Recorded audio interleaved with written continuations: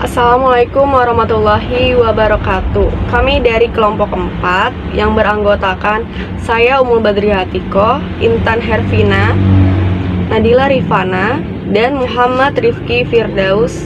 Pada kesempatan kali ini kami akan membahas mengenai bunyi segmental dan suprasegmental. Saya Intan Hervina. Bunyi segmental merupakan fonem yang dapat dianalisis keberadaannya. Ia terdiri atas vokal dan konsonan. Ciri segmental dan prosodi bahasa ibu atau L1 sering memengaruhi pengucapan bahasa kedua atau L2.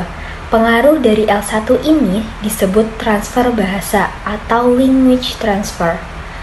Transfer negatif sering terjadi ketika seseorang yang telah memiliki aksen bahasa tertentu mengucapkan bahasa lain, misalnya pelajar bahasa Inggris yang berasal dari Madura dan Makassar masih sering mengucapkan bahasa Inggris dengan aksen bahasa ibu mereka. Transfer tersebut bisa berbeda pada tingkatan segmental dan tingkatan suprasegmental atau prosodi, karena adanya berbagai perbedaan antara bahasa ibu mereka dengan bahasa Inggris. Kesulitan tersebut masih mungkin diatasi karena lingkungan sosial dan perilaku manusia akhir-akhir ini berubah dengan sangat cepat. Nama saya Nadila Rifana. Fungsi segmental yaitu untuk memperjelas pengucapan bunyi bahasa dengan lafal, tekanan, intonasi, dan jeda yang tepat, dapat memperjelas isi turunan. Contoh bunyi segmental ketika kita mengucapkan bahasa, maka nomina yang dibunyikan tersebut baca fonem bisa dibagi menjadi 3 suku kata bahasa. Nah, kesemua yang tercakup ke dalam istilah suprasegmental mengenal itu tidak bisa dipisahkan dari suatu fonem.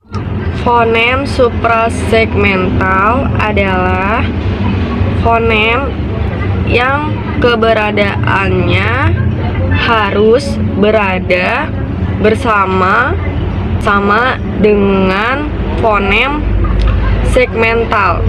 Ciri-ciri suprasegmental maupun tanda baca memegang peranan penting dalam berbahasa. Dalam bahasa tulis, tanda baca memegang peranan penting suatu klausa, misalnya yang terdiri atas kata yang sama dan dalam urutan yang sama dapat mempunyai arti yang berbeda bergantung pada tanda baca yang diberikan. Klausa seperti saya yang akan pergi ke pasar dapat merupakan suatu pernyataan jika di akhir tanda titik. Namun apabila diakhiri tanda tanya, klausa itu akan berubah menjadi pertanyaan. Saya Muhammad Rifki Firdaus. Fungsi dari unsur suprasegmental adalah memperjelas pengucapan bunyi bahasa dengan lafal, tekanan, intonasi, dan jeda yang tepat dapat memperjelas isi turunan. Jika sebaliknya ketidaklaziman dalam pengucapan lafal, intonasi, dan jeda dapat mengganggu penyampaian informasi yang ada pada tuturan tersebut.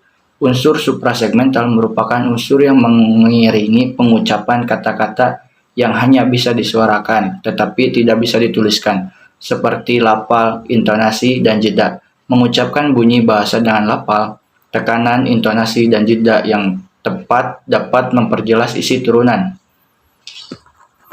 Contoh kalimat suprasegmental. Yang pertama, belajarlah dengan giat.